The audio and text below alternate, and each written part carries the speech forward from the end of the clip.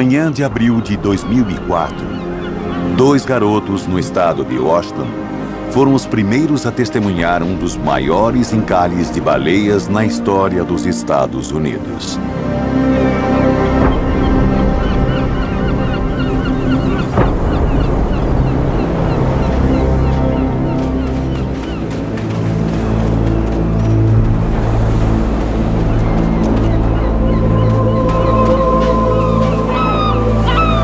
Antes de reportarem o achado, eles passaram um tempo entre as baleias encalhadas na praia.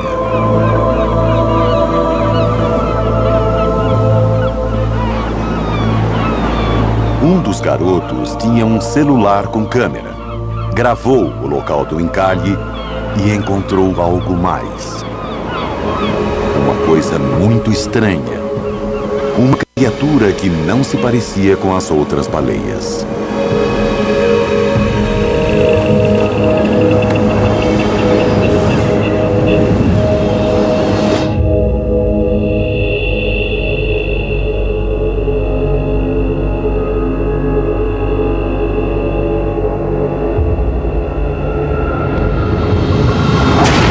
O que os garotos afirmam ter visto seria descrito de forma diferente nos relatórios oficiais. E as imagens que eles fizeram naquele dia jamais haviam sido mostradas ao público até hoje.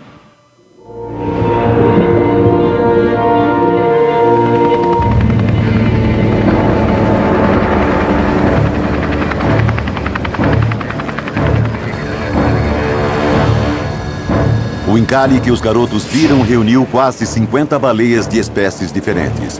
Cachalotes, baleias francas do norte e jupates. Junto a uma dúzia de golfinhos que ficaram presos na praia de Moclips, no estado de Washington. Uma equipe de pesquisa marinha do Departamento de Pesca da NOAA, com base em Seattle, chegou rapidamente ao local para investigar a causa do encalhe em massa. Chefiando a equipe estava o respeitado biólogo marinho Dr. Brian McCormick. Em 1999, McCormick publicou um importante estudo que ligava os encalhes em massa de baleias aos testes de sonares da Marinha. Ele levou o programa a ser suspenso em 2000.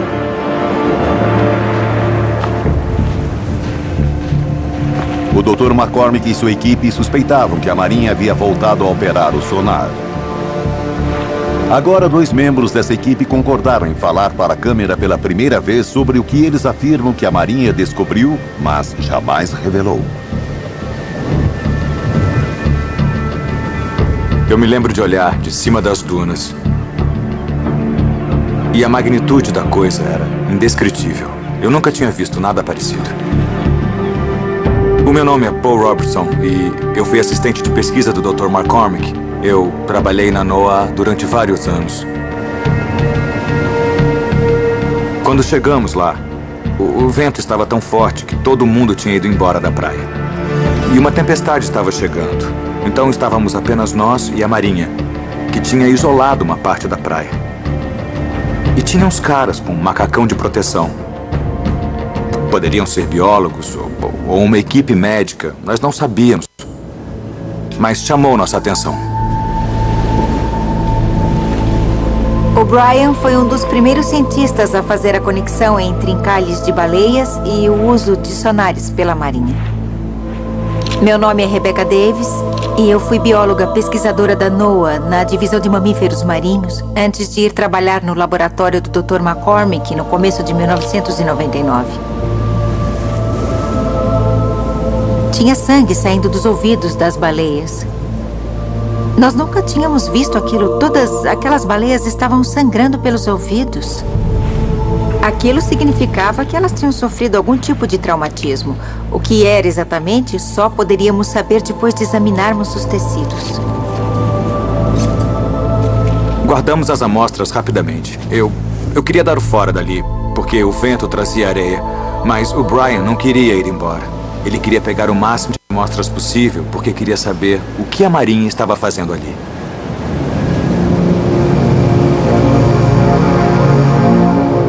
Por fim, a Marinha começou a guardar as coisas, e imaginamos que era por causa da tempestade.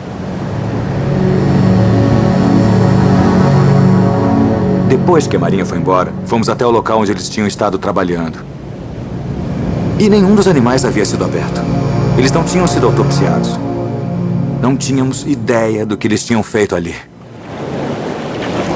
Em encalhes anteriores em que a Marinha estava envolvida, a equipe da NOAA encontrara baleias mortas por asfixia. Os pesquisadores acreditavam que as ondas dos sonares haviam assustado as baleias, espantando-as para águas rasas onde encalharam. Sem água para sustentar o seu enorme peso, os órgãos internos das baleias teriam entrado em falência e elas teriam sufocado lentamente. Era isso que a equipe da NOAA esperava encontrar nas autópsias das baleias, sinais de falência de órgãos internos. Mas eles encontraram outra coisa. Quando observamos os órgãos internos nas amostras de tecidos, vimos que os órgãos não tinham entrado em falência. Tinham sido destruídos. Pequenas lesões circulares haviam se formado nos tecidos. Em cada lâmina, víamos as mesmas lesões em todas as amostras. Nunca tínhamos visto um encalhe onde todas as baleias apresentassem o mesmo tipo de trauma. Aquelas lâminas eram a prova de ferimentos por impacto catastróficos. Ferimentos de impacto causados pelo que acreditávamos ser um novo tipo de sonar da Marinha, cuja frequência agora fazia mais do que só assustar as baleias. Agora matava. Brian achou que não precisávamos do tecido para testar a nossa teoria, porque tínhamos a matriz de hidrofones. E nós temos. A NOAA tem sensores em boias de profundidade. E eles gravam sons da vida marinha, de atividades sísmicas. E uma dessas boias estava bem perto. Então sabíamos que provavelmente havíamos gravado todo o evento. A frequência do sonar, a reação das baleias, enfim, tudo. Primeiro, havia as vocalizações das baleias, que nós já esperávamos. E depois ouvimos o que hoje sabemos ser o ajuste da arma sonar.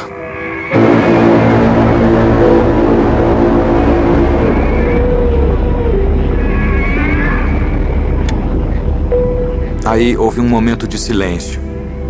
E isso acabou sendo a calmaria antes da tempestade, porque depois ouvimos BUM!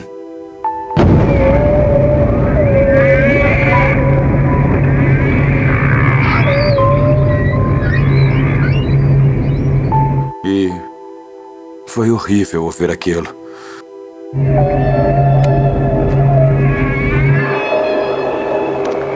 Tinha que ser a Marinha.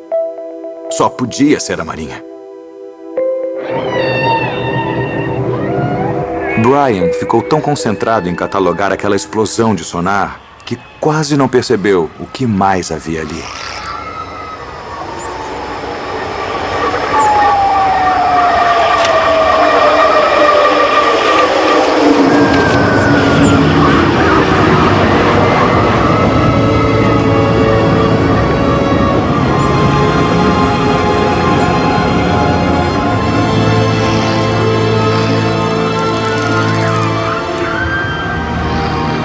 Havia outro som na gravação, uma vocalização animal. E nós percebemos que ela era um sinal de bloop, da mesma criatura que a NOAA havia gravado em 1997. Mas desta vez a gravação era bem mais longa. Havia muito mais para analisarmos. Era a vocalização mais complexa e intrincada que eu já tinha ouvido na vida. E nós não fazíamos ideia do que havia produzido o som.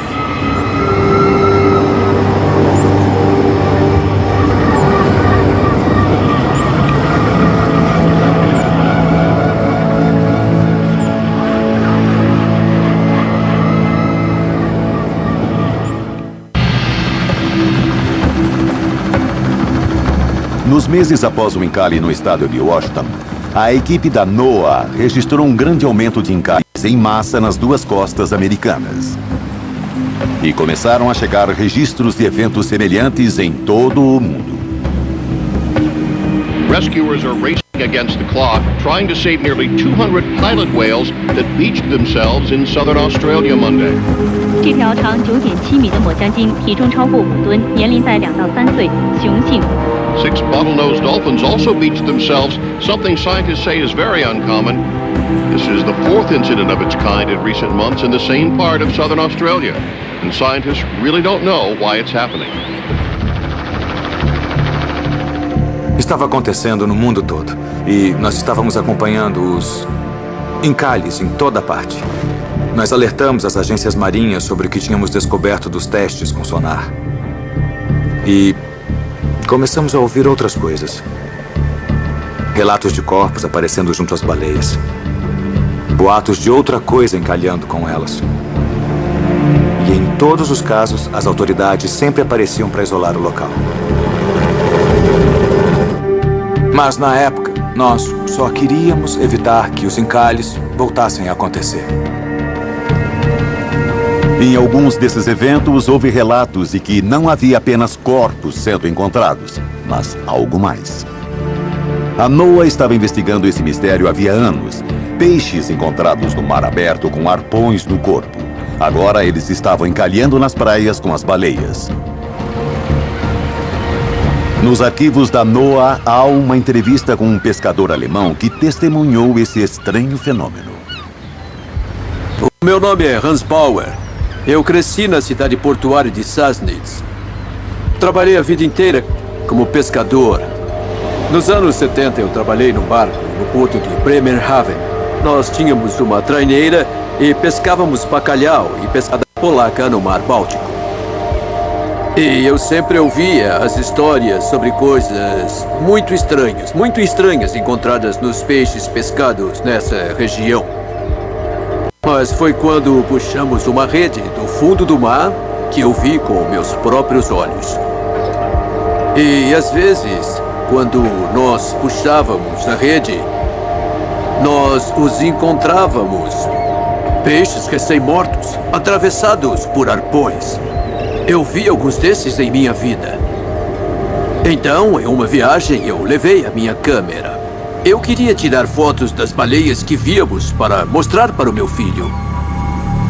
Foi nessa viagem que puxamos a nossa rede e vimos uma coisa que estava tentando sair das redes enquanto estávamos puxando. Então eu corri para pegar a minha câmera e tirar uma foto. Eu acho que esta coisa estava fazendo os arpões. Eu acho que estávamos atrapalhando a pescaria de alguém.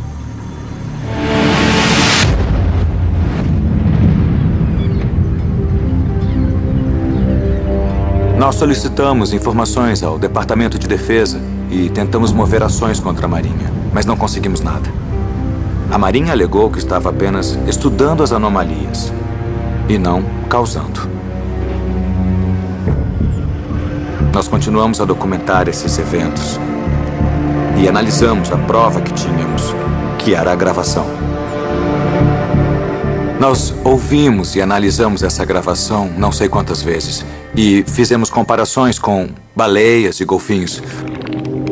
Os golfinhos têm um repertório de sons incrivelmente elaborado. As jubartes criam canções tão complexas que até possuem rimas. Mas aquela coisa, para os nossos ouvidos, soava muito mais elaborada. Muito mais avançada. Havia mais material. Havia mais para ser estudado nessa gravação do que na original. E achamos que tínhamos uma boa chance de decifrar o código. Mas ainda estava além do nosso alcance e precisávamos de ajuda.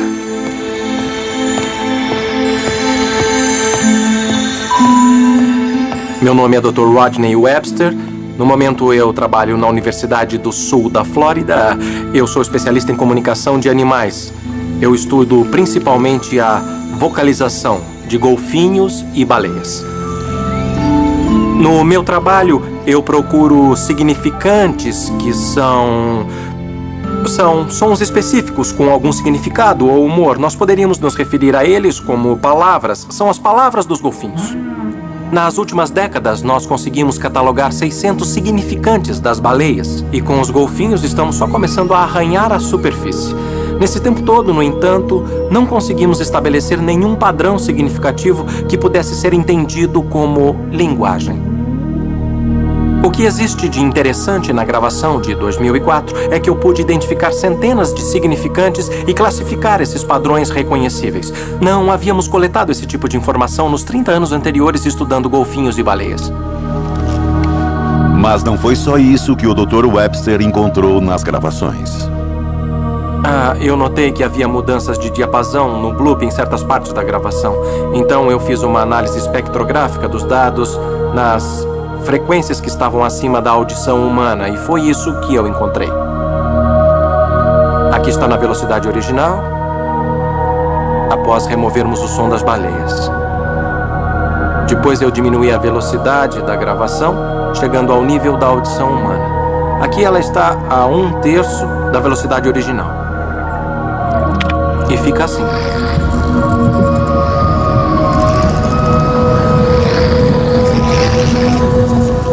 Vários indivíduos, literalmente milhares de significantes diferentes. Registros de pelo menos meia dúzia de indivíduos. Então,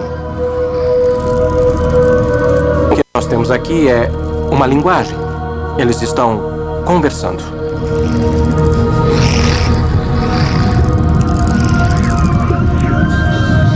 Em 2004, a grande complexidade da gravação do bloop não levou a equipe da NOAA a novas teorias sobre a sua origem. Mas agora o Dr. Robertson acredita que eles deveriam ter feito a relação com uma antiga teoria. Uma teoria sobre a origem do homem. É uma teoria sobre nós, na verdade, sobre de onde viemos. E eu sempre achei uma teoria controversa, mas agora acho que pode ter um fundo de verdade. O som das gravações pode ter sua origem bem longe do Pacífico Norte,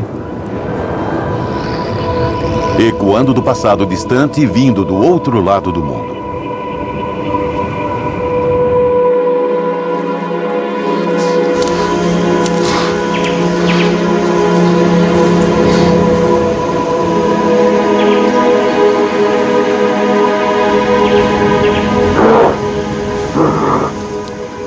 Descer das árvores, erguer-se nas duas pernas. A história dos primórdios da raça humana. Mas de onde surgimos? Foi da savana? Ou foi do mar?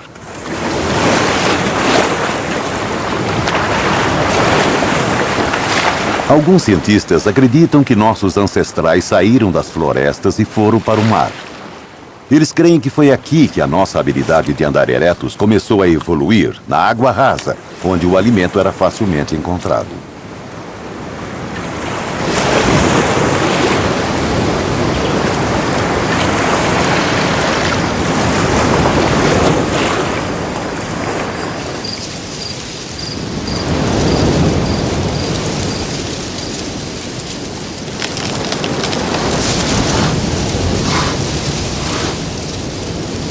As árvores foram o nosso berço.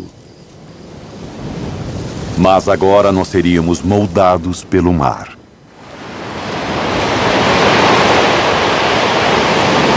Com o tempo, mais ancestrais humanos passaram a coletar alimento ao longo da costa. Acredita-se até que foi aqui que começamos a desenvolver nossa inteligência avançada.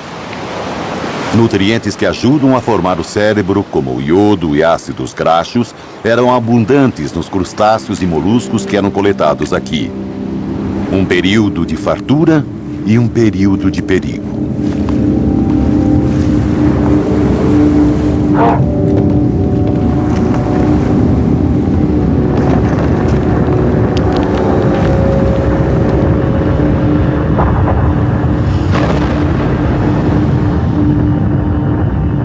Terremotos. Atividades vulcânicas ao longo da costa. Costa que logo seria inundada pela elevação do oceano. Alguns dos nossos ancestrais recuaram, afastando-se das praias. Outros não.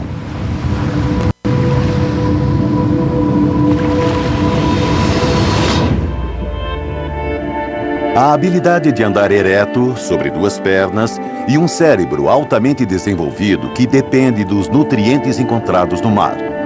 Essas características e outras mais são usadas para reforçar uma teoria da evolução humana. Chamada de teoria do macaco aquático, ela sugere que as enormes diferenças entre os humanos e a maioria dos outros animais terrestres advêm de uma era em que os nossos ancestrais viviam ao menos parte da vida no mar. Nós somos capazes de controlar a nossa respiração, como os mamíferos marinhos, e conseguimos prender a respiração por mais tempo que qualquer outro animal terrestre. Mergulhadores treinados conseguem ficar submersos por até 20 minutos, quase tanto quanto um golfinho. Evidências do nosso passado aquático ainda fazem parte do nosso presente. Bebês humanos instintivamente prendem a respiração quando são imersos na água. Diferentemente de quase todos os demais animais terrestres, nós praticamente não temos pelos. Os pelos criam resistência na água. E assim como os demais mamíferos marinhos, nós nascemos com gordura subcutânea distribuída pelo corpo todo. Ela nos mantém aquecidos na água.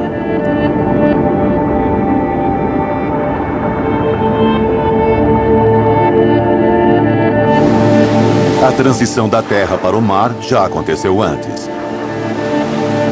Afirma-se que os cetáceos, como estas orcas, evoluíram de um ancestral parecido com o lobo milhões de anos atrás.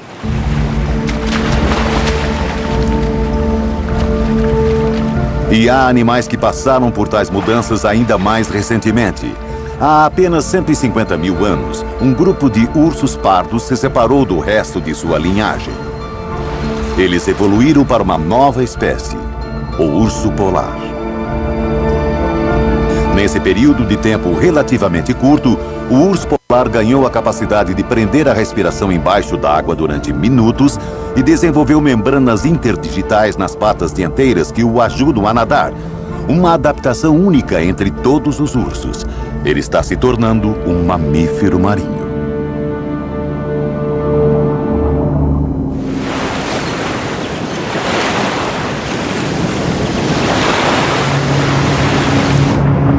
Se os nossos ancestrais viveram parte da vida no mar, será possível que um grupo tenha se separado dos demais?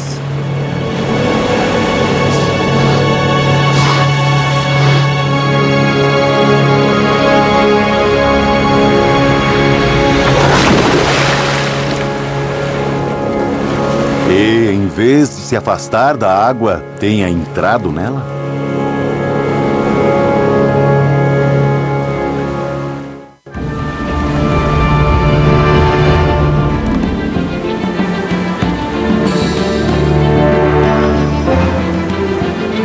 Nós detalhamos com cuidado cada encalhe que se seguiu ao do estado de Washington, tentando estabelecer um padrão de envolvimento da Marinha.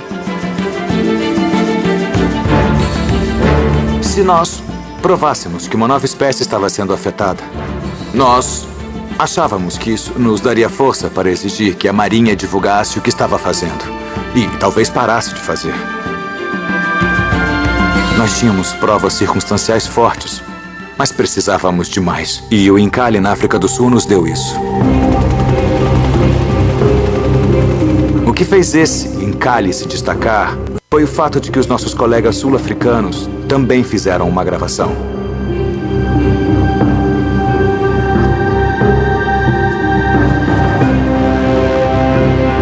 Nós, obviamente, já tínhamos ouvido falar do trabalho do Dr. McCormick. Soubemos de relatórios ligando encalhes de grande escala a eventos sônicos e também ouvimos boatos de que tal evento poderia estar afetando uma espécie ainda desconhecida pela ciência. E, claro, já tínhamos ouvido falar da gravação do Bloop. O meu nome é Dr. Gavin Dittmar.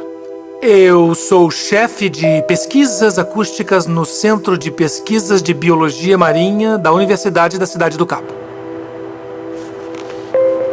Nós tínhamos uma matriz submarina a cerca de 1 quilômetro da costa da Cidade do Cabo. E ela era parte de um programa de pesquisas que visava monitorar a população de baleias em certas épocas do ano. Por isso, contatamos o Dr. McCormick. Nós acreditávamos ter encontrado a mesma coisa.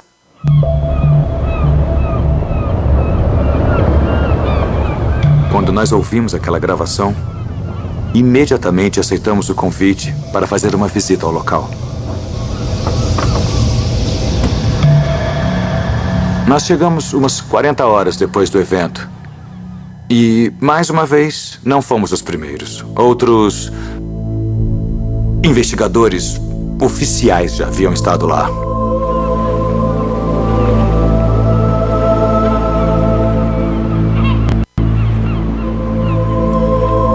O encalhe na praia sul-africana foi o maior depois do evento no estado de Washington. E lá, de novo, estavam os mesmíssimos padrões de traumatismo sônico.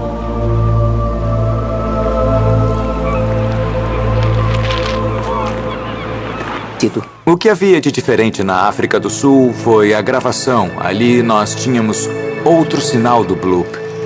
A mesma criatura misteriosa que havíamos gravado.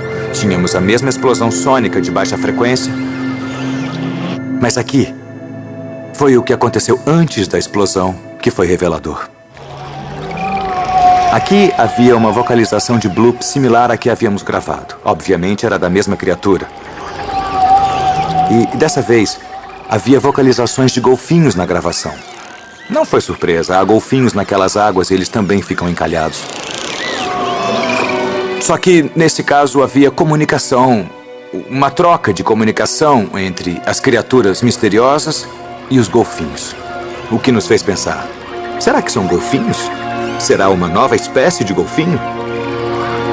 E, a partir daquele momento, foi o que pensamos estar ouvindo. De novo, fizemos uma petição à Marinha. Fizemos consultas ao governo da África do Sul para saber se eles estavam fazendo exercícios em parceria com a Marinha norte-americana. E, de novo, nada. Já tínhamos acabado na África do Sul. Confirmamos que o encalhe fora devido a uma explosão sônica. E tínhamos 2 desses eventos gravados. Nós achamos que essas novas evidências forçariam uma explicação sobre o que estava acontecendo. Mas aí o Dr. Dietmar pediu que confirmássemos outra coisa. Um dos homens da guarda costeira nos ligou porque achou que o nosso departamento ficaria interessado. Ele ficou preso numa das redes de pesca aqui. Acho que ele veio se alimentar das carcaças das baleias depois do encalhe.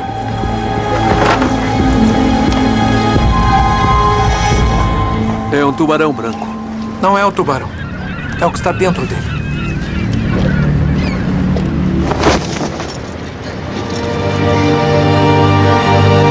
Estava tudo mastigado e o cheiro era bem terrível. Tinha pedaços que poderiam ser de um golfinho, outras partes que poderiam ser de uma foca, mas de espécies que nunca tínhamos visto. E havia outros pedaços de corpo. Nós não fazíamos a menor ideia do que estávamos vendo, mas nós soubemos na hora que era um achado. Era uma coisa nova, era uma espécie nova.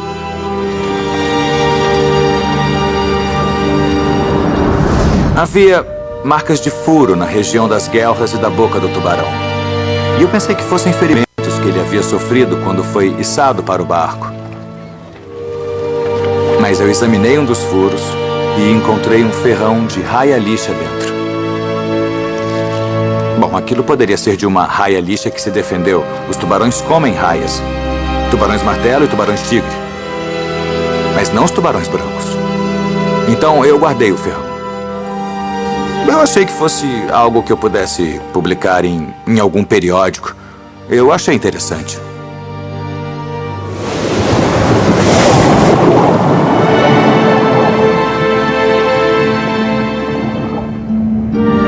Um milhão de anos depois de entrarem na água, os macacos aquáticos se espalharam por toda a costa africana. Como as focas, eles têm pelos curtos e hidrodinâmicos e conseguem prender a respiração por vários minutos enquanto caçam nos recifes perto das praias. Eles ainda não cortaram todos os laços com a terra firme. Ainda vão à praia para dormir e procurar varas que usam para espetar os peixes que se escondem nos corais. mas se sentem cada vez mais em casa neste novo mundo. Conforme se aventuram em águas mais profundas, eles se tornam alertas a novos perigos.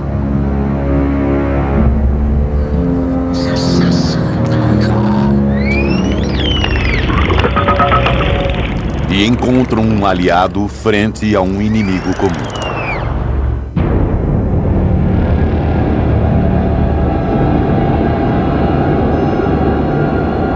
Relatos da presença da Marinha norte-americana numa série de encalhes em praias do mundo todo levam muitos cientistas a concluírem que ela reiniciou os testes sonares no fundo do mar. Isso é reforçado pelo testemunho de indivíduos que afirmam ter participado do programa. Eu participei da equipe que projetou as primeiras armas sonoras usadas pela Marinha. O objetivo era desenvolver uma arma de longo alcance que neutralizasse o alvo dentro d'água. O que a Marinha havia desenvolvido era um ressonador, um dispositivo que pode gerar enormes explosões de energia sônica de baixa frequência. Ele é projetado para penetrar num sistema de pressão dos submarinos a quase 2 quilômetros de distância. A descrição das lesões que ele causaria às tripulações inimigas bate com as lesões que os investigadores da NOAA viram nas baleias encalhadas. Resumindo, ele agitaria os órgãos internos dos homens de forma tão violenta que os deixaria incapacitados. No entanto, a Marinha logo começou a ter problemas com os dispositivos. Pouco depois dos primeiros testes de campo, a Marinha começou a mandar os dispositivos de volta.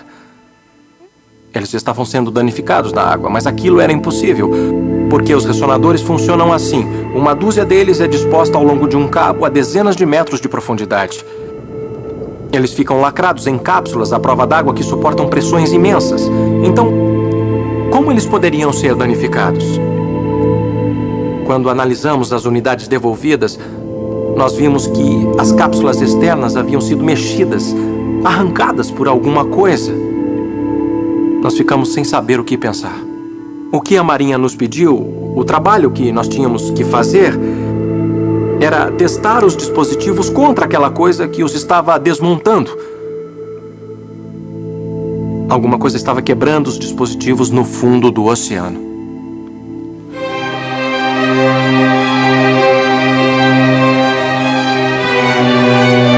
Nós levamos o corpo para o laboratório e o estado dos restos mortais era péssimo. E acreditávamos ter resgatado só 30% do corpo. Então já sabíamos que seria difícil conseguir juntar as partes. Primeiro, nós coletamos amostras de DNA para tentar estabelecer a composição genética da criatura. Então a pergunta era: que espécie de mamífero marinho é esse? Será o nosso golfinho estranho? Será o golfinho da gravação?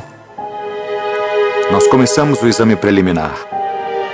E começamos pela caixa torácica, ou o que havia restado dela. E ela parecia ser articulada.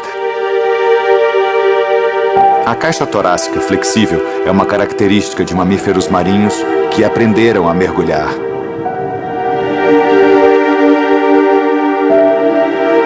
Os dentes eram um mistério total. Você espera que um mamífero marinho seja um modonte. Ou seja, que tenha todos os dentes do mesmo tamanho e formato. Mas não aquele espécime. Ele tinha molares, incisivos, caninos, dentes de onívoro. Não existe nenhum mamífero marinho que seja onívoro. De todas as partes que tínhamos, os lobos da cauda eram as mais bem preservadas. Parecia a cauda de um peixe-boi marinho. E existiu uma espécie de peixe-boi de águas frias que viveu na região da costa do Pacífico, mas ela foi extinta pela caça. Pensamos que talvez fosse uma população que tivesse sobrevivido ou fosse um parente desconhecido daquele animal. Fizemos uma radiografia e a cauda tinha ossos. E o peixe-boi marinho não tem ossos na cauda. Nenhuma baleia tem ossos nos lobos da cauda. Então, nós ficamos pensando mais o que será que é isso? E também havia o crânio. Mais da metade dele estava faltando. E havia uma abertura no osso frontal, logo acima dos olhos. achei que talvez fosse um respiradouro, mas ele não se parecia com nenhum que eu tivesse visto em golfinhos. O crânio estava esmagado de tal forma que a equipe não conseguiu reconstruí-lo. Eles fizeram moldes de gesso e enviaram a um perito forense na esperança de que ele reconstruísse a aparência da criatura com base nos fragmentos do crânio. Aí analisamos a pelve e havia restos de ossos da perna. As focas têm esses ossos, mas o fêmur, o osso da coxa, é curto. Mas dava para ver que mesmo com partes faltando, os fêmures do nosso espécime eram longos. Ou seja, basicamente, após todas as análises, nós já tínhamos passado por um verdadeiro inventário de mamíferos marinhos. Aquela coisa não era uma foca, não era um peixe-boi. E, embora conversasse com os golfinhos, não era um golfinho. Pelo menos não segundo o que víamos ali.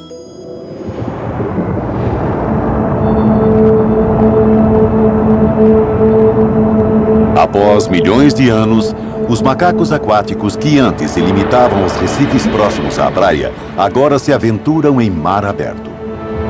Corpos hidrodinâmicos, nadadeiras onde havia pés, barbatanas nas costas. Eles evoluíram.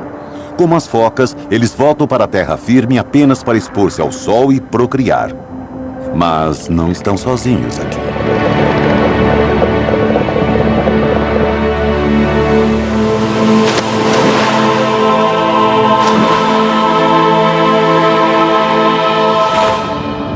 O que começou com uma aliança contra um inimigo comum, agora é um laço de amizade e de amor que se expressa pelas brincadeiras.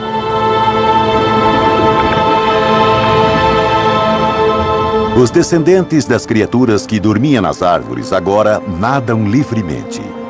E com o tempo, a transição é completa. Eles deixam a terra firme para trás para sempre. Como os golfinhos de quem viraram amigos, agora eles pertencem ao mar.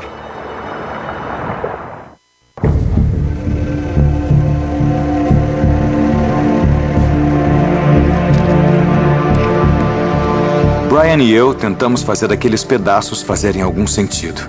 Nós encontramos um osso que provavelmente era de baleia. Não era parte daquele animal e provavelmente era parte de uma costela. Ele tinha marcas. E havia sido feito um entalhe na ponta. E nós não fazíamos ideia do que aquilo significava. Era claro que havia um mexido no osso. E nós o deixamos de lado para podermos estudá-lo melhor depois. Eu comecei a analisar as falanges, que são os ossos que sustentam as barbatanas ou nadadeiras nas focas e nos golfinhos. Os golfinhos têm falanges nas nadadeiras peitorais e as focas têm nas nadadeiras anteriores e posteriores. Eu tentei configurar os ossos daquele animal para encaixá-los numa estrutura parecida com a dessas duas espécies. Mas nenhum dos arranjos deu certo. Nós começamos a analisar camadas de tecido mais profundas. Primeiro a camada de gordura. E depois de fazer alguns testes, analisamos a composição da gordura. E descobrimos que ela tinha um ácido graxo muito diferente, que podia se manter líquido e isolante em águas extremamente frias. E nós nunca tínhamos visto nada parecido. A equipe descobre uma proteína no sangue chamada mioglobina, que armazena o oxigênio dos músculos, e uma rede de vasos sanguíneos que conserva o calor nos órgãos vitais.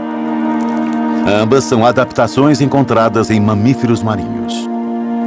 E nós descobrimos mais. Esse animal havia sido afetado pelo sonar da marinha. O tecido estava igual ao das baleias e independente do ataque do tubarão, esse animal tinha sido morto também pelo sonar. A equipe da NOAA agora tinha certeza de que a marinha não estava apenas afetando as baleias com seus testes, mas estava também afetando uma espécie nova. A fisiologia da criatura deu mais informações sobre o seu comportamento.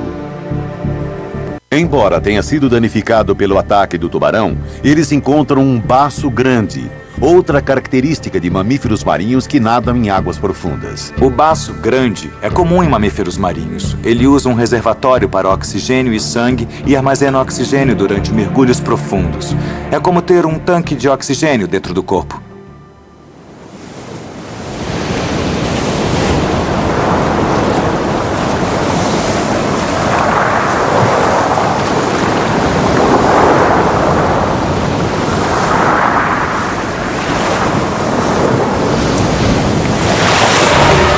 As criaturas agora são mamíferos marinhos completos.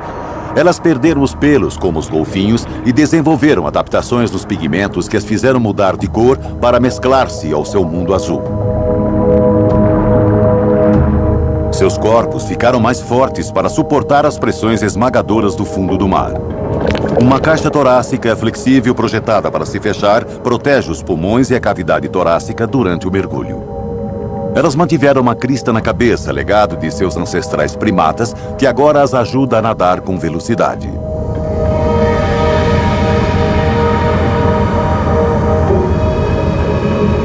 Elas conseguem ficar submersas durante quase uma hora num fôlego só, o que as coloca na mesma categoria dos mamíferos marinhos que mergulham mais fundo, capazes de descer centenas de metros para buscar alimento nas profundezas do mar.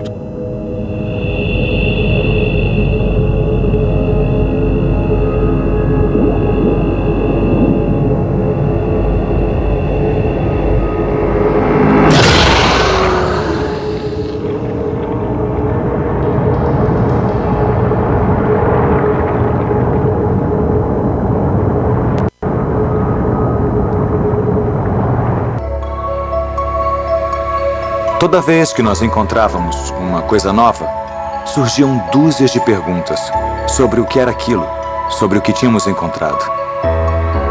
O Dr. McCormick convidou uma pessoa para dar uma olhada. Os sul-africanos estavam demorando tanto para conseguir a permissão para retirar o material do país que Brian teve que trazê-lo.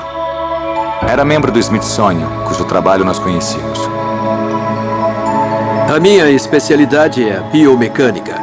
Como os animais se adaptam a diferentes tipos de locomoção. O meu nome é Dr. Steven Pearson. Quando eu fui chamado pelo Dr. McCormick para analisar os restos mortais da criatura, obviamente eu imaginava que era uma descoberta intrigante. Mas quando eu cheguei lá, eu pensei, o que eu estou fazendo aqui? Porque isso é um mamífero marinho, que é a especialidade de vocês. A cauda parecia a cauda de um animal marinho comum. Então, foi só quando fizemos a tomografia que eu percebi que aquela cauda não se parecia com nenhuma que nós conhecíamos. Ao observar a estrutura do quadril, o Dr. Pearson reconhece algo bastante familiar. Foi isso que me impressionou. Porque nos humanos, se você olhar no topo do quadril, verá saliências altas que são chamadas de cristas ilíacas e servem para suportar o peso, aguentarem a carga. Elas aguentam os órgãos internos. Então, o que me deixou mais confuso foi que aquela criatura também tinha cristas, assim nos quadris, o que não fazia o menor sentido. Até que eu percebi que nós estávamos analisando as imagens da forma errada. Nós estávamos observando as imagens assim, quando deveríamos girar aquilo e olhar assim.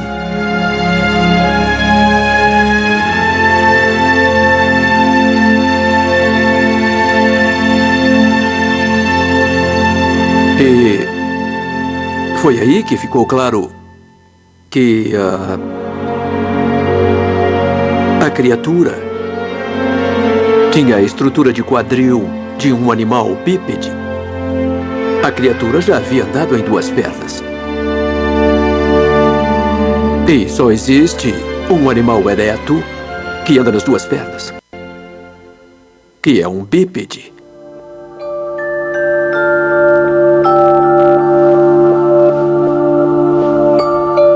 Depois de tentar vários arranjos que fossem pelo menos minimamente baseados em formas conhecidas, finalmente me ocorreu que havia uma forma que eu não havia tentado.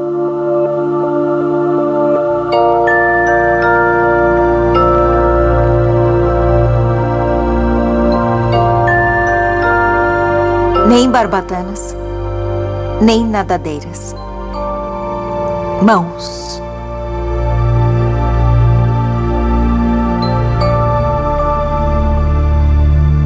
A descoberta da Beck de que essa criatura tinha mãos. A descoberta de que essa criatura um dia andou ereta sobre a terra, como nós, porque era um de nós. Isso mudou tudo.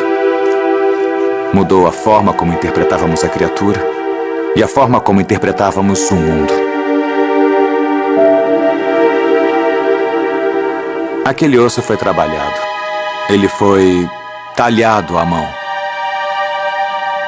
Aquele entalhe na ponta devia segurar alguma coisa.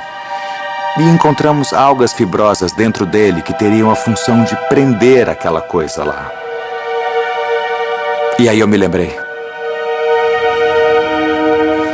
No cais, eu tinha examinado os ferimentos no tubarão e encontrei uma coisa que eu não tinha entendido o que significava naquela época. O ferrão da raia lixa. Ele se encaixava perfeitamente no entalhe do osso. Aquele osso havia sido modelado. Era uma ferramenta. Todas aquelas histórias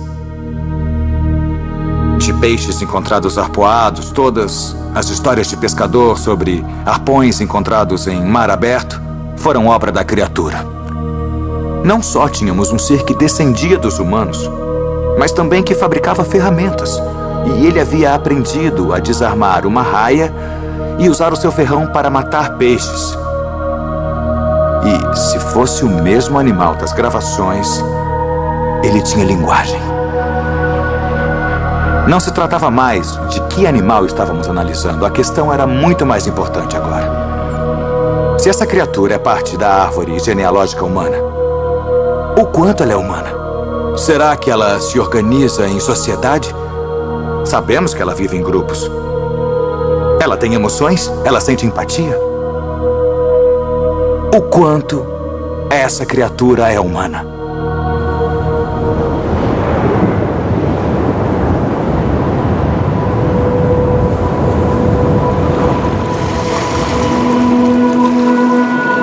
A terra está coberta de gelo. As criaturas não voltam mais à praia, nem mesmo para procriar. A terra firme agora lhes parece um local frio e estranho. Um batedor solitário nada à frente de seu bando antes que o bando faça uma travessia em mar aberto.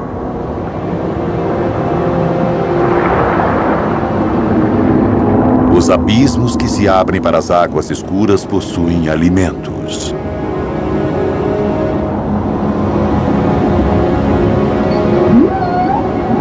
Há baleias nadando aqui. Assim como os tubarões que as caçam.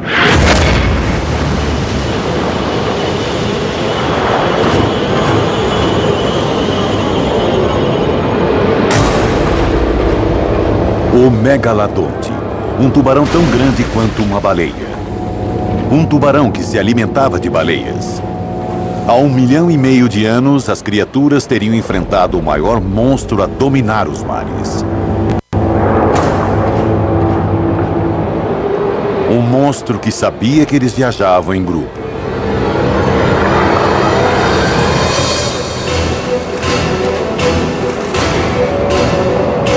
O grupo está se aproximando. Dentro dele estão os jovens, os lentos e os vulneráveis. Eles precisam ser avisados.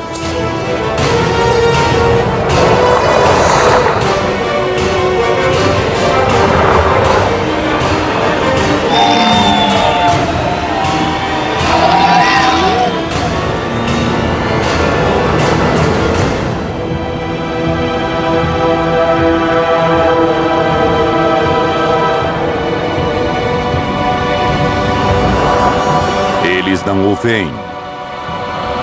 mas ele os vê.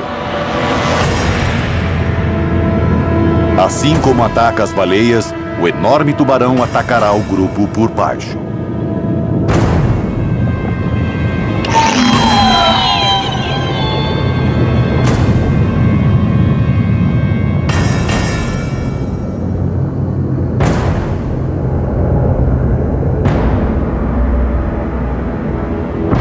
Mas ele precisa impedir de alguma maneira que o tubarão ataque os mais lentos e mais vulneráveis.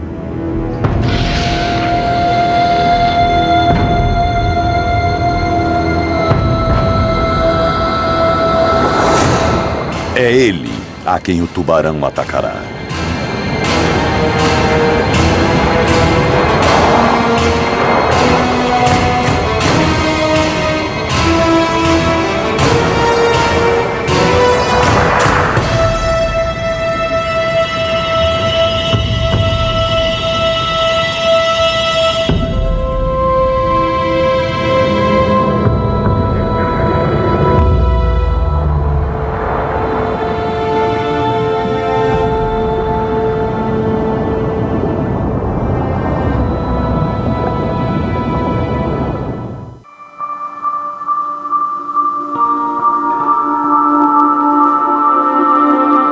O corpo foi uma das descobertas antropológicas mais importantes. Talvez uma das descobertas científicas mais importantes da história humana. A definição da história humana teria que ser revista. Essa criatura tinha inteligência para fabricar ferramentas, polegares opositores e evoluiu de um ancestral primata, que tinha a capacidade de andar ereto na terra como nós. Um membro da nossa própria árvore genealógica. A questão era qual a distância entre essas ramificações. Mas a pergunta que eles estavam prestes a responder era ainda mais básica. Como era a criatura fisicamente?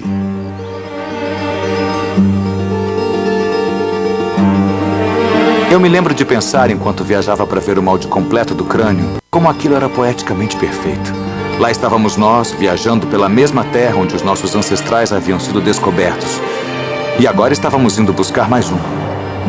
Só que dessa vez não se tratava de um ancestral, mas de um ser que ainda estava vivo.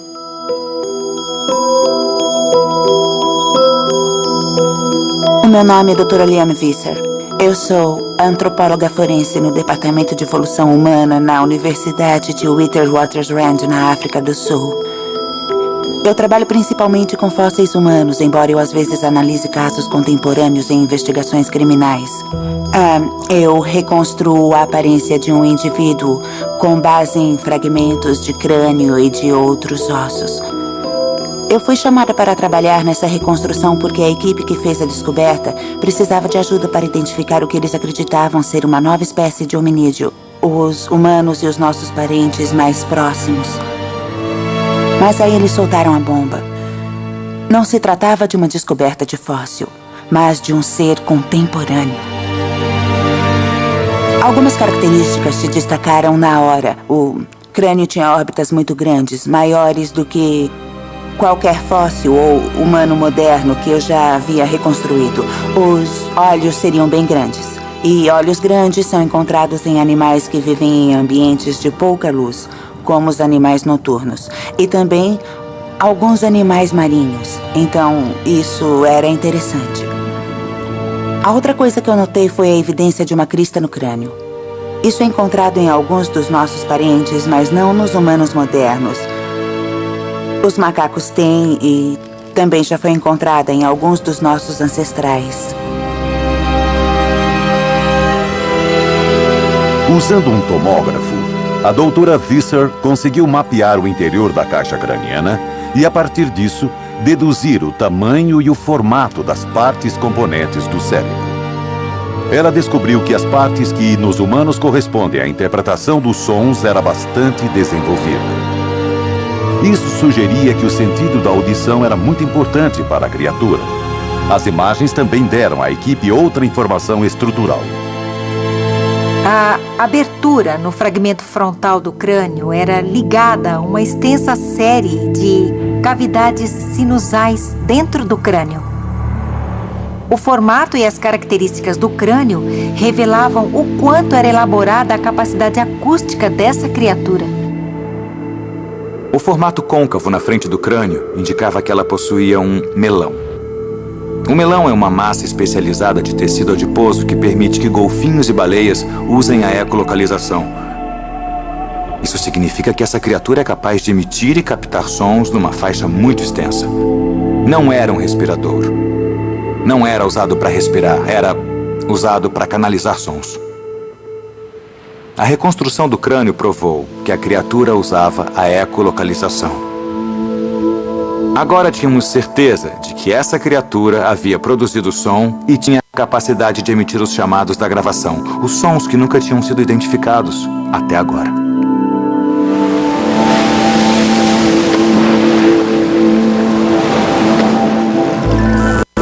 A ecolocalização é uma forma de sonar biológico, a capacidade de emitir sons de alta frequência que rebatem nos objetos e fornecem ao animal um mapa mental do ambiente. Sons usados para localizar comida, sons usados para se comunicar nas profundezas da imensidão azul do mar, para chamar outros da mesma espécie e para conversar com almas irmãs.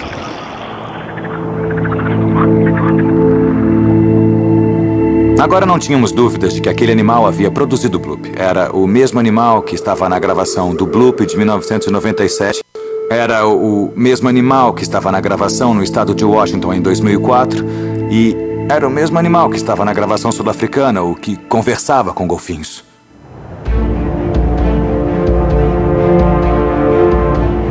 As criaturas e os golfinhos se comunicam. Eles se comunicam para caçar. A corrida das sardinhas. Quase todos os predadores do oceano convergem numa caravana com quilômetros de extensão. Mas apenas 2 trabalham juntos.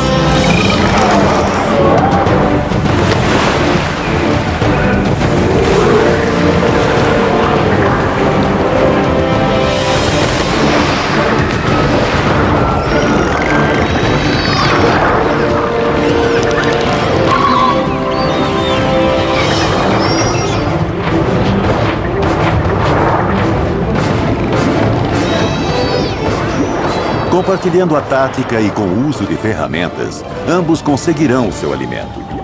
Eles encurralam o cardume e se revezam em mergulhos no meio da grande aglomeração. As sardinhas são cercadas e capturadas.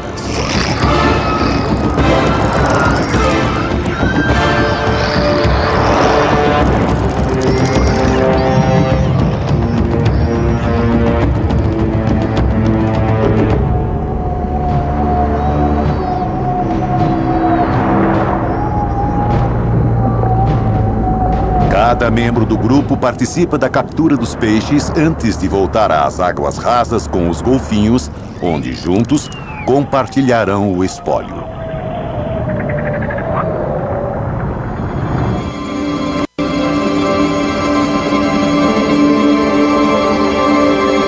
Nós somos uma espécie solitária que fica se perguntando o que mais pode haver no mundo. E agora nós estávamos diante de uma outra inteligência. Uma nova criatura parecida conosco.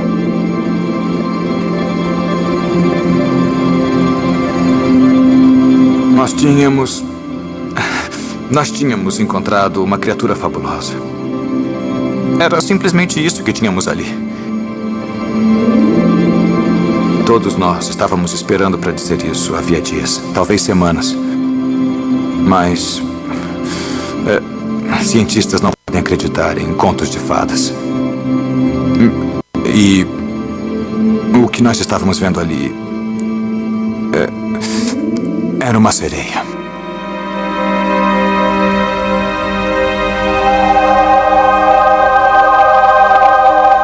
Aí eu me perguntei como essa coisa ficou escondida tanto tempo.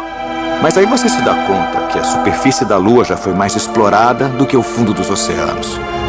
E você precisa lembrar do fato de que até hoje há grandes animais sendo descobertos. Foram descobertas 2 espécies de baleias só na década passada. E são animais de 10, 12 metros que nunca tinham sido vistos, que nunca tinham sido registrados. Animais gigantescos encontrados pela primeira vez nos últimos 10 anos. Então sim, é possível. Ainda é possível permanecer escondido.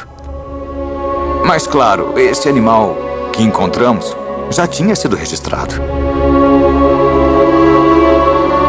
Nós não temos um registro científico dele, mas existem outros registros. Nós o conhecemos. Nós sempre o conhecemos. Os relatos vieram de marinheiros do mundo todo. Os navegantes gregos as descreveram, assim como os vikings e os chineses durante o seu grande período de exploração marítima.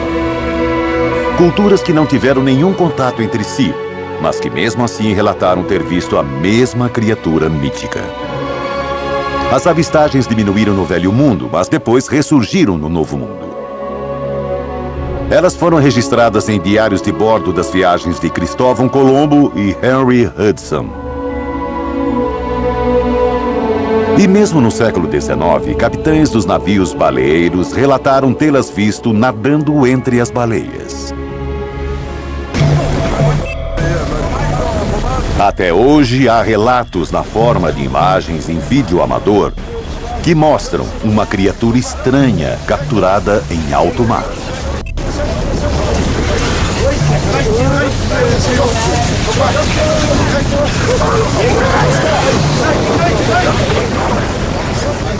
As avistagens mais recentes são de pescadores que trabalham em alto mar. A mais antiga foi encontrada num deserto criado que um dia foi mar.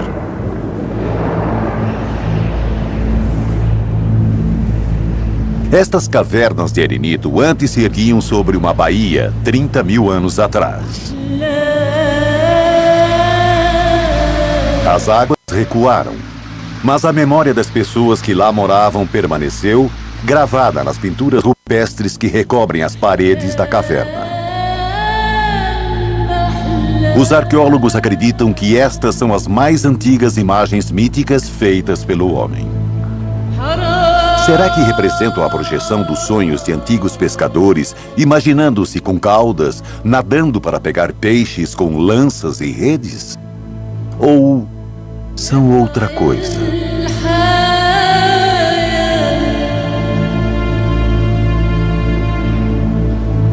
Os primeiros humanos lutavam ferozmente por locais de caça e pesca.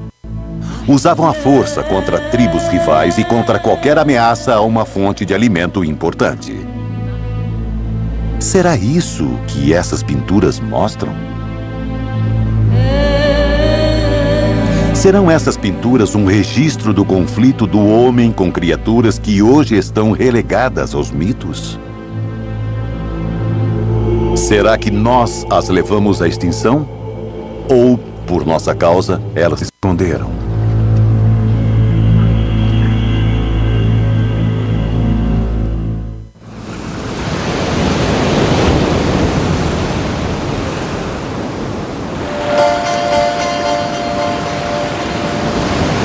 As criaturas ganham vida nas descrições dos marinheiros. Segundo os relatos, elas são vistas com mais frequência nas marés de lua, nadando perto da superfície, em coreografias deslumbrantes.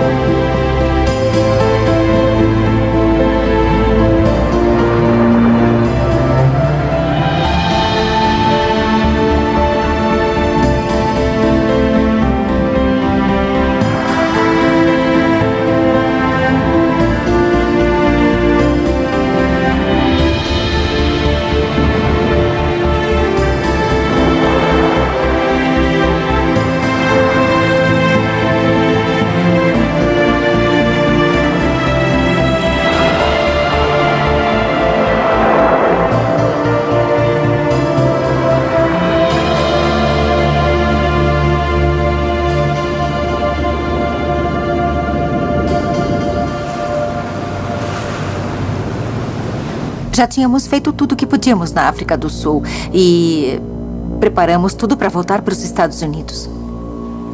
Mais uma vez, os sul-africanos dificultaram a permissão para retirarmos o material do país.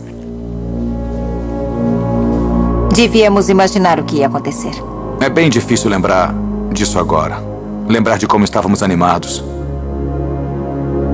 Bom, eu só aceitei falar aqui porque eu acho que vai ajudar. A Beck e eu acreditamos nisso. Para mim, Brian é um pouco mais cético. Ele não tem esse tipo de fé. E eu não posso culpá-lo. Certamente não depois do que aconteceu.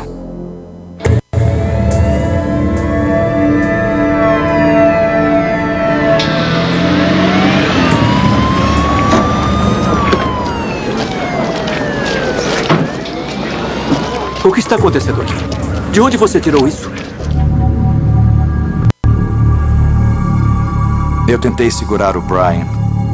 E depois daquilo, eu tentei ajudá-lo. Durante semanas, mas ele ficou arrasado. Todos nós ficamos. A polícia confiscou todo o material. Todos os arquivos. Confiscou os testes de laboratório. O crânio reconstruído nós trouxemos. O corpo.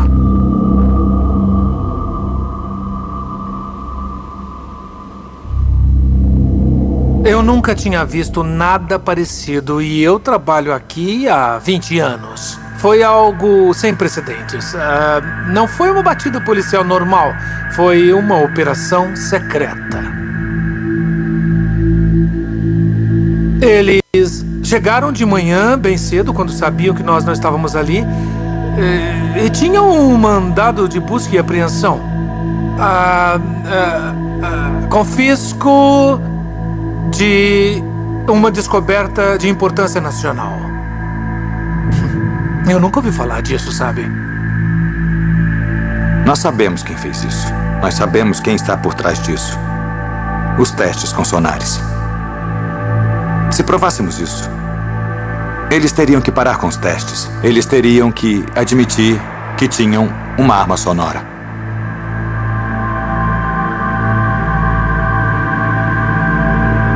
Tudo que nos restou, a única coisa que conseguimos trazer que eles não apreenderam, que não poderiam pegar, foram as gravações.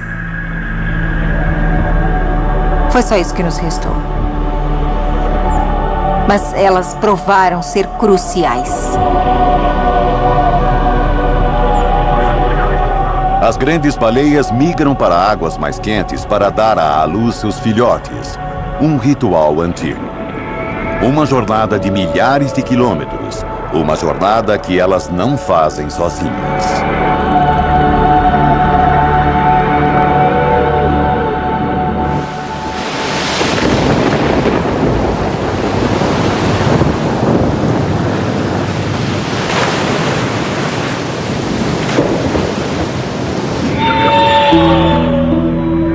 Uma laguna costeira rasa no hemisfério sul, onde as criaturas se recolhem em águas mais quentes e protegidas. Onde uma espécie em risco ainda alimenta a esperança.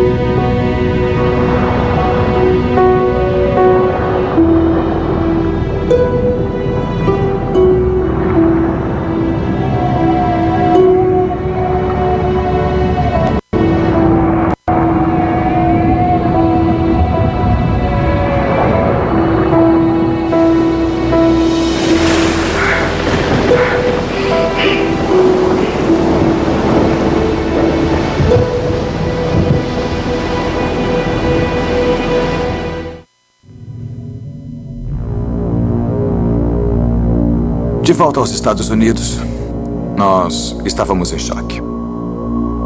Não podemos ficar na África do Sul porque nossos vistos foram cancelados. E quando voltamos para Washington, nós fizemos protestos formais aos governos americano e sul-africano ao mesmo tempo. Depois de um tempo, os sul-africanos responderam.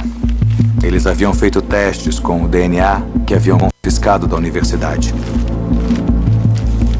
E queriam nos mostrar os resultados. Como a leitura do DNA foi muito próxima ao DNA humano, o laboratório que fez os testes disse que ele foi contaminado com DNA humano. Eles desacreditaram os resultados. Parecia um trecho do livro do George Orwell. Era o Grande Irmão. Eles estavam reescrevendo a história. Eles estavam apagando essa criatura dos registros. E a pergunta que eu me faço é por quê? Eles estão protegendo os testes? Estão guardando a criatura só para eles? Estão examinando as criaturas? Mas não sabemos. Ainda não sabemos. Tudo o que tínhamos agora era tempo. Nós continuamos investigando os encalhes e os eventos onde corpos apareciam nas praias. Onde as autoridades locais isolavam a área e, em alguns casos, com a ajuda de militares à paisana. E continuávamos pensando no encalhe que aconteceu em Washington, onde havia a equipe de médicos da Marinha. Na época, pensamos que eles estavam examinando as baleias. Mas hoje temos uma teoria bem diferente.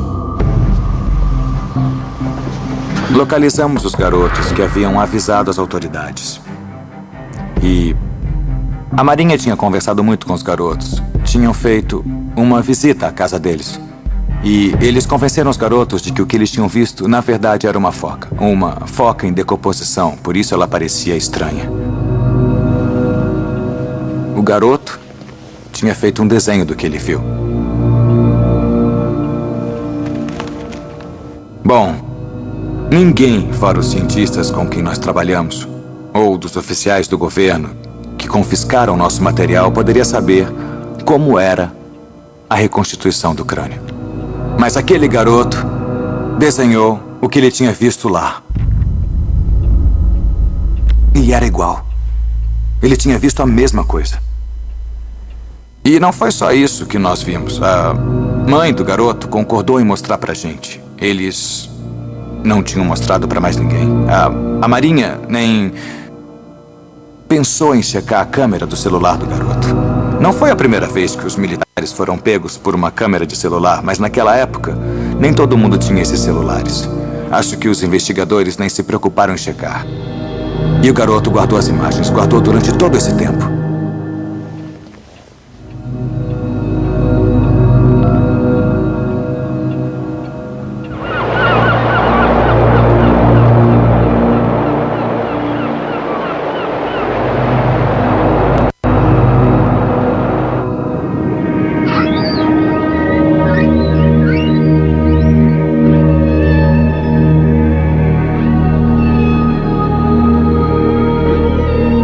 As sereias viajam com as baleias. Viajam com um novo membro do grupo. Será a primeira viagem às águas cheias de alimento do norte. As baleias oferecem proteção contra as orcas e os tubarões de mar aberto.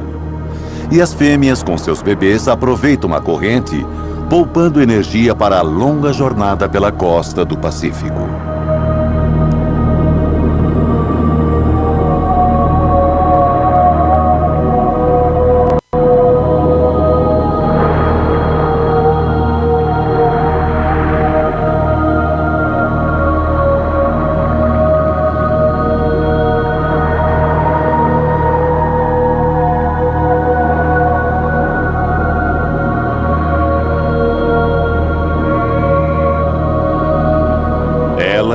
Nadam numa faixa de água do noroeste do Pacífico, onde as gravações de áudio da NOAA sugerem que há uma frota de navios da Marinha.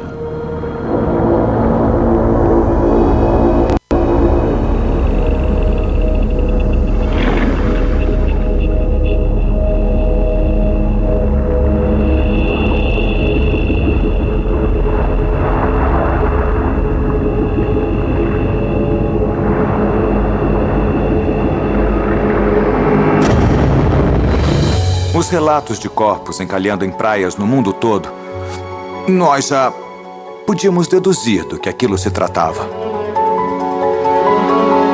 Nós precisávamos mais do que as gravações do Bloop ou da imagem do celular. Precisávamos de algo mais concreto. Tínhamos que encontrá-las. Brian pediu que revisássemos os locais onde tinham acontecido os encalhes em massa. Ele queria cruzar os dados dos relatos e do encontro de corpos estranhos com a presença da Marinha. Aí, ele pediu que revisássemos as datas. Quando tinham acontecido? Ele queria saber em que época do ano aconteceu.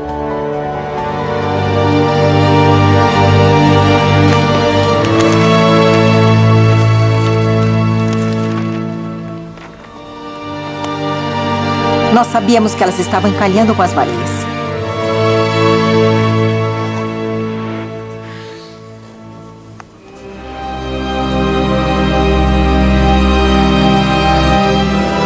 O que descobrimos é que aquilo acontecia nas rotas migratórias. Elas não só se associavam às baleias, elas viajavam juntas, migravam com elas. Agora nós podíamos prever onde encontrá-las com base nas rotas das baleias em cada época do ano. Nós queríamos tentar fazer contato.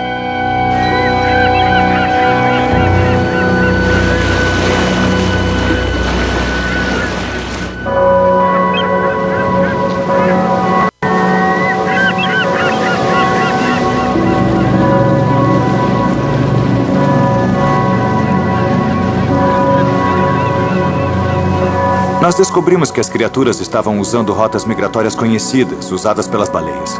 Aí, nós estudamos os dados migratórios para descobrir onde encontrá-las. Onde poderíamos ter a chance de encontrar um grupo em migração. E agora, nós tínhamos como contatá-las. Nós tínhamos a gravação sul-africana. O plano era tocar a gravação do diálogo, dentro da água. Nós sabíamos que era uma espécie de chamado e esperávamos ouvir uma resposta.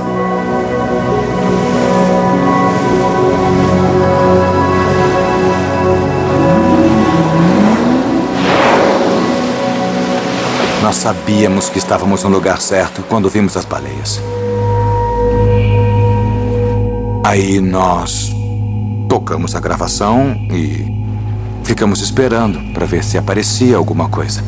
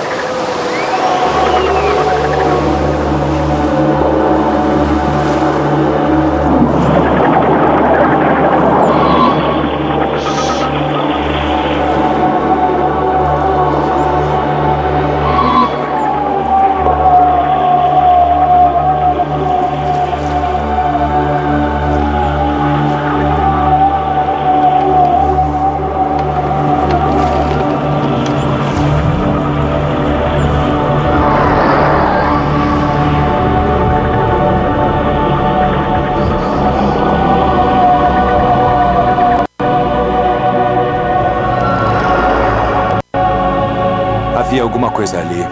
Brian acredita que ele viu alguma coisa. E eu acho que também vi.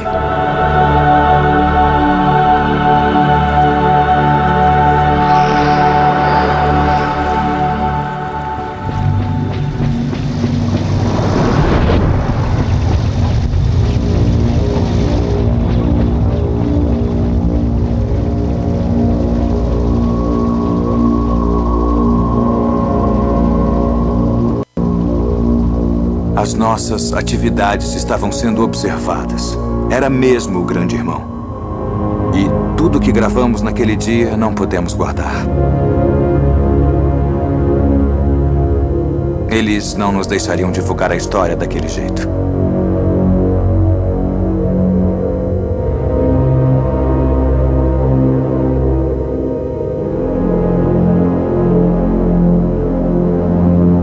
Brian foi o primeiro a sair da agência. O Paul e eu saímos da NOAA pouco depois. Brian ficou obcecado e ele vai seguir aquele chamado até o fim do mundo. E talvez ele as encontre. Eu sei que ele está procurando.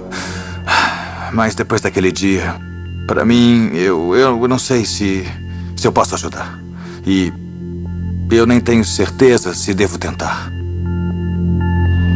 Eu comecei a pensar nelas, não como uma curiosidade científica, mas como seres irmãos. E a última vez em que estivemos juntos, como espécies humanas irmãs, foi na época dos Neandertais. Nós as espantamos.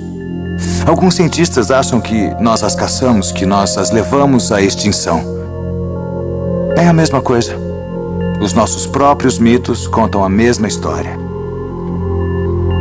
É a história. O que fizemos na Terra, onde nossos ancestrais, faremos nos oceanos. Nós não somos bons em convivência.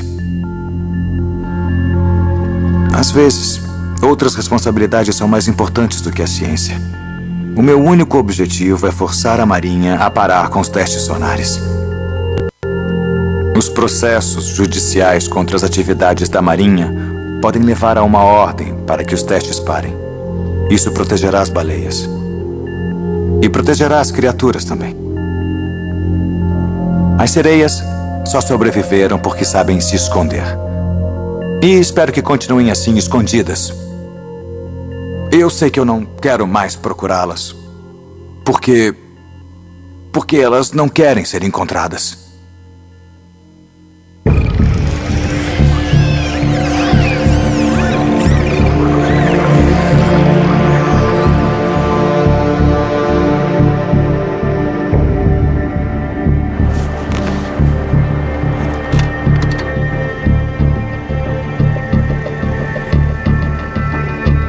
Eles só me pediram para analisar as partes da pelve e da perna do espécime e eu nunca cheguei a ver o resto.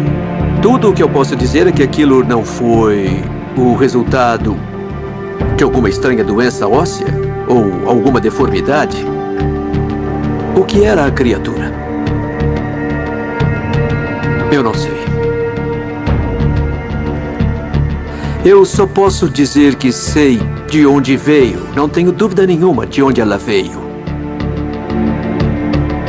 Os ossos que analisamos eram de origem hominídea.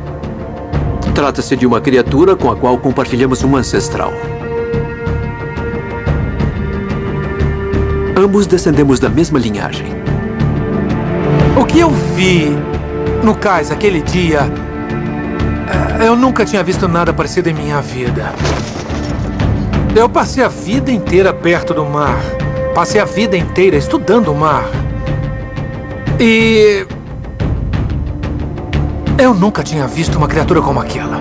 Era uma criatura desconhecida da ciência. Eu fico ouvindo as gravações sem parar na minha cabeça. A primeira é do estado de Washington, a segunda da África do Sul. Tentando descobrir, mas não consigo. Eu não sei o que elas são, eu não sei o que elas estão dizendo. Eu nunca ouvi nada parecido. A única criatura com tal nível de complexidade linguística que eu já ouvi foram os seres humanos. Somos nós. Como eu disse, fazer uma reconstrução é montar um quebra-cabeça. As peças precisam se encaixar para a imagem fazer sentido. Sentido biológico. Se uma peça, só uma peça, não se encaixar na reconstrução, não funciona. Na minha opinião, os moldes que me foram enviados são de origem genuína. Eram moldes genuínos. Eram mesmo de um animal. Chame como quiser. Esqueça o que estamos afirmando. Esqueça as gravações que foram feitas, esqueça os depoimentos juramentados de outros cientistas e esqueça as nossas próprias referências culturais às sereias. Existe uma outra cultura que se recorda delas. A natureza não mente, então observe a natureza. Ainda há alguns lugares no planeta em que golfinhos selvagens caçam com os pescadores. Eles ajudam os seres humanos a pegar peixes. Isso acontece no Brasil, na costa da África Ocidental e no sudeste da Ásia. Os pescadores entram na água, na parte rasa, e aí eles chamam os golfinhos. Golfinhos selvagens. Golfinhos que vivem no mar. E os golfinhos atendem o chamado, trazendo cardumes em direção à praia. Então os pescadores cercam os cardumes de todos os golfinhos com suas redes. Mas os golfinhos não entram em pânico, eles ficam totalmente calmos. Eles sabem que os pescadores os deixarão sair quando puxarem as redes. Eles deixam os golfinhos saírem antes de puxarem os peixes para a terra.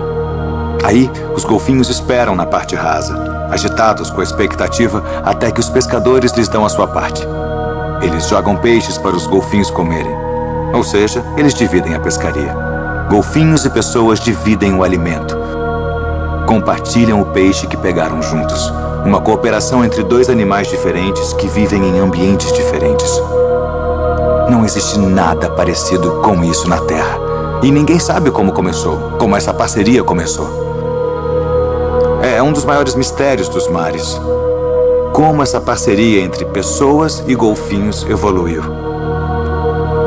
Como as pessoas conseguiram ensinar os golfinhos a fazer isso? Bem, nós não ensinamos. Nós não ensinamos aos golfinhos, eles nos ensinaram. E acho que aprenderam isso com outra espécie. Nós não somos a única cultura que tem uma memória das sereias.